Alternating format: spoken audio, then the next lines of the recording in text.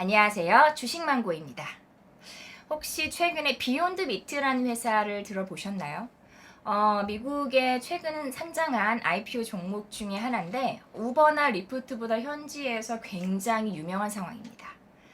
대체 육류라고 하는 혹은 가짜 고기를 만드는 음식료 회사인데 이런 스타트업이 최근에 상장한 이후로 500% 정도 주가가 상승을 했어요. 어떤 상황인지 한번 짚어보도록 하겠습니다. 일단 5월 달에 처음 상장이 되었고요. 그때 공모가가 $25예요. 근데 한 달이 지나서 6월 달 됐을 때 6월 6일 정도에 실적 발표를 하고 나서 주가가 한 $180를 넘겼고요. $25에서 $180 넘기고 한 6월 10일 정도에 JP 모건에서 뭐 좀 상승률이 과하다 이런 얘기가 나오면서 주가가 좀 위아래로 많이 흔들렸어요. 그래서 최근에 $150 정도로 마감을 한 상황입니다. 미국의 최대 육가공 업체라고 하는 타이슨에서 사실 스타트업에 투자를 했었는데 4월 달에 지분 6.5%를 전량 팔았대요. 왜? 회사가 좋지 않아서가 아니라 내가 직접 그 가짜 고기, 대체 육류에 투자하기 위해서. 좀 핫하죠. 그리고 네슬레도 진출하겠다고 했고 맥도날드에서도 대체 육류와 관련된 햄버거를 만들겠다라고 이미 얘기를 한 상황입니다. 도대체 왜 이렇게 많은 회사들이 열광을 하고 있는지 마치 거의 뭐 돼지 열병이 아니라 가짜 고기 열병이라는 생각도 들더라고요. 여러 가지 배경이 있겠지만 첫 번째 미국과 같은 선진국에서는 사실 가축을 가두고 기르고 도축하는 그런 어떤 육류 산업에 대한 비판적인 여론이 일단 굉장히 많았던 것 같아요. 사실 동물 보호론자도 되게 많았을 것 같고요. 그리고 또 지나친 육류 소비로 인해서 건강상의 해로움도 있었겠죠. 그래서 웰빙에 대한 부분도 사실 어쨌든 선진국에서 먼저 진행이 됐던 부분이니까요. 웰빙 트렌드도 있고. 그리고 또 뭐 조류 독감이나 최근같이 발생하고 있는 돼지 열병 같은 사태로 인해서 사실은 공급 시장에 여러 가지 쇼크들이 많이 발생을 하잖아요. 그런 부분에 대한 변동성도 줄일 수 있을 것 같고요. 제가 개인적으로 생각했을 때 가장 중요한 부분은 바로 기술의 발전이다라는 생각을 했습니다.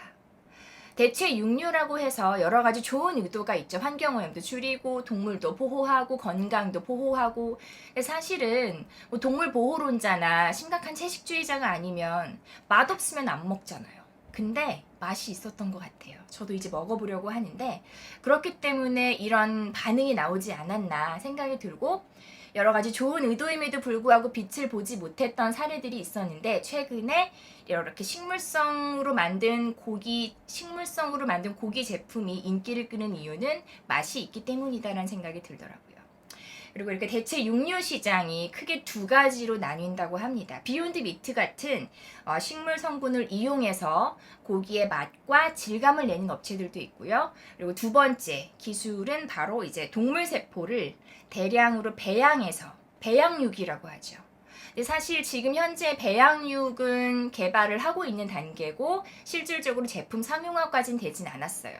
그러니까 미국에서 여러 스타트 업체나 음식료 업체들이 대체 육류를 개발하기 위해서 지금까지 한 1조 원 정도를 썼다고 합니다. 그래서 지금 비욘드 미트 외에도 여러 가지 뭐 임파서블 푸드 그리고 또 뭐 저스트 푸드라는 업체도 있대요. 근데 지금 현재 배양육은 아직까지 나오지 않은 상황이고 비욘드 미트 같은 경우에도 배양육까지 만드는 게 최종적인 목표라고 합니다. 그래서 몇 년 안에는 진짜로 이런 제품들이 많이 나오겠다라는 생각이 사실 많이 들었어요.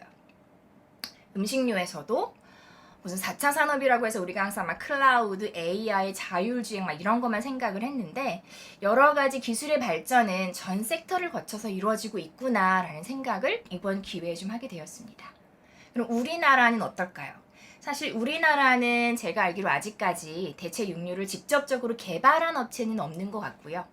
지난 3월에 동원 F&B가 비욘드 미트와 독점적인 유통 계약을 체결해서 현재 마트에서 판매 중이라고 합니다. 그리고 롯데푸드에서도 4월 달에 이름이 뭐였더라? 엔네이처 제로미트라는 제품을 만들어서 지금 현재 마트에서 판매를 하고 있고요. 그래서 저희는 사실 마트를 거의 일요일에 가거든요. 근데 지난주에 가서 비욘드 미트를 먹어보려고 했는데 마트가 휴무일이어가지고 이거 방송을 찍고 가서 한번 먹어볼 예정입니다. 그리고 이렇게 그 동원 F&B 같은 경우에는 또 사실 주목해서 볼 만한 부분들이 있더라고요. 최근에 더 반찬이라고 해서 음식료 스타트업도 최근에 인수를 한 상황이고, 비욘드 미트도 발빠르게 계약 체결을 했고, 그리고 또 기본적으로 얘네가 베이스 캐시카우로 가져가는 참치 산업 점유율이 막 70% 넘었다고 신문에서 막 많이 나왔죠. 이런 그 동원 F&B에서 참치 억가가 최근이랑 또 한 1년 정도까지는 추가적으로 하향 안정화될 가능성이 있다라는 전망이 있으면서 사실은 캐시카우에서도 이익이 조금 더 레벨업될 가능성이 있는 것 같아요. 그래서 살펴보다 보니 동원 F&B 주가 흐름도 최근에 다른 음식료 업종이 거의 바닥권에 있는데 일부 몇 개 중에 이제 동원 F&B도 주가적인 흐름이 좀 괜찮더라고요. 막 지속적으로 오를 수 있는 그런 종목들은 아닌데 이렇게 비욘드 미트, 대체 육류, 가짜 고기 이런 부분이 아주 한번 나오고 들어갈 만한 이슈는 아니라는 생각은 들었어요. 이왕 살펴본 김에 국내 음식료 업종에 대해서도 한번 간단하게 리뷰를 해보도록 하겠습니다. 일단 국내 음식료 업종은 사실 웬만한 회사들은 거의 주가는 바닥에 위치하고 있더라고요.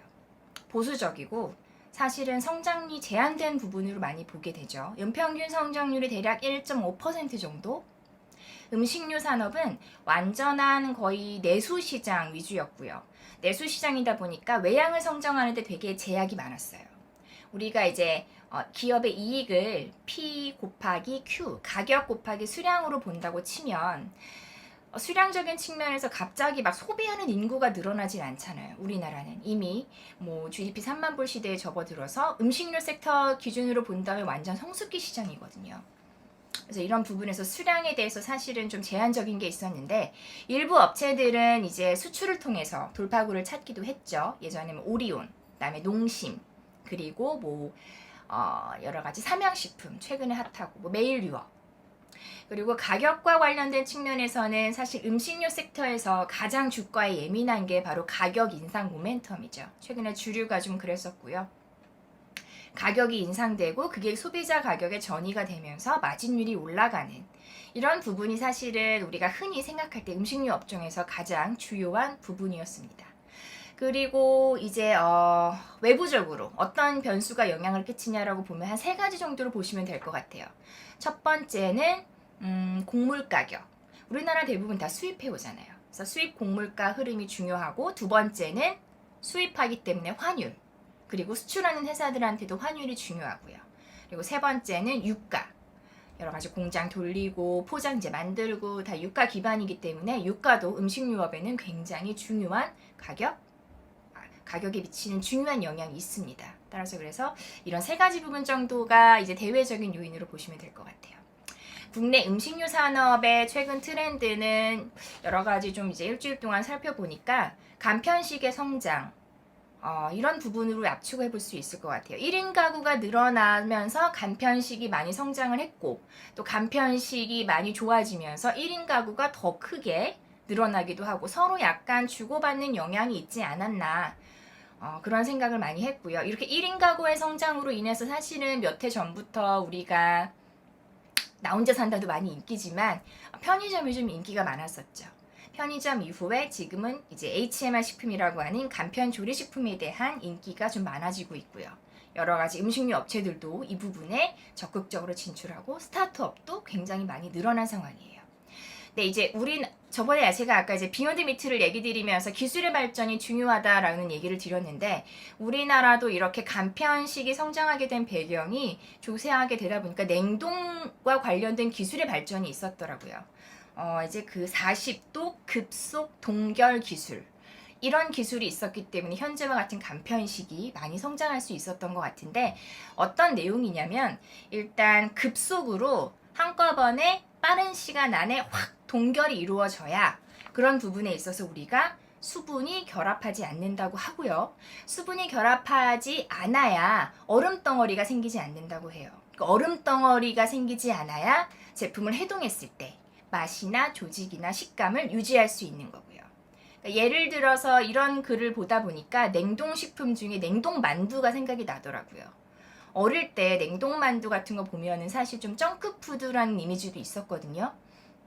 어릴 때가 한참 전이라 나이는 비공개라 냉동만두 같은 거 먹을 때 옛날에 그리고 얼음도 막 껴있었어요. 제가 어릴 때 먹었을 때는. 근데 최근에 제가 냉동밥, 뭐 냉동과 관련된 여러 가지 만두 종류 다양해졌고 뭐 국찌개 여러 가지 되게 많죠. 이런 것들을 제 마트에서 접해서 집에서 해 먹을 때 얼음이 낀 적이 별로 없어요. 그래서 그 부분이 사실은 조금 신기했었거든요. 이런 기술의 발전이 있다 보니까 맛도 식감도 좀 살아나는 것 같아요.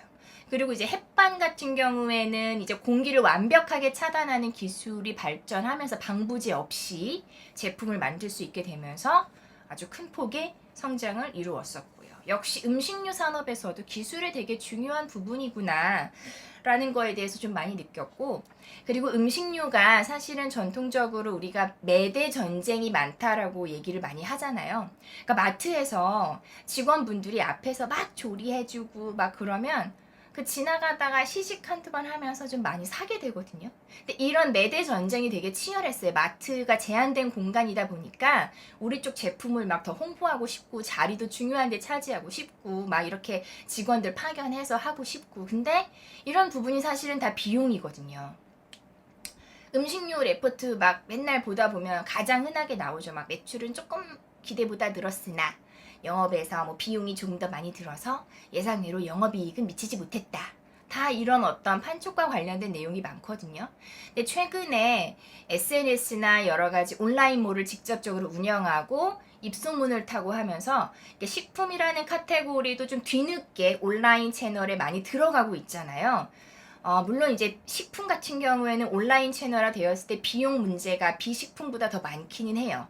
하지만 온라인화가 되면서 매대 전쟁은 조금 더 약해질 수도 있겠다. 실적에 좀 나쁜 부분은 아니겠다라는 생각은 좀 들었었습니다. 비욘드 미트를 통해서 국내 음식료 업종까지 간략하게 살펴봤더니 일단은 비욘드 미트를 선제적으로 도입한 동원 F&B의 전략에 대해서 좀 긍정적인 생각이 들었고요. 그리고 또 음식료 업종 자체가 굉장히 내수 산업이어서 취약하다는 얘기를 드렸는데 해외 쪽에서 수직 계열화도 하고 여러 가지 판매망도 재정비하고 데이터도 좀 좋게 나오고 있는 추세인 것 같아서 삼양식품도 주가는 약간 현재 조금 답보 상태이긴 한데 뚫고 올라갈 만한 가능성도 있지 않나라는 생각이 들어서 한 2개 정도는 음식료 쪽에서도 지켜보기에 괜찮겠다라는 생각이 들었습니다. 그래서 이번 시간에는 비욘드 미트를 통한 음식료 업종에 대해서 지켜보았습니다. 감사합니다.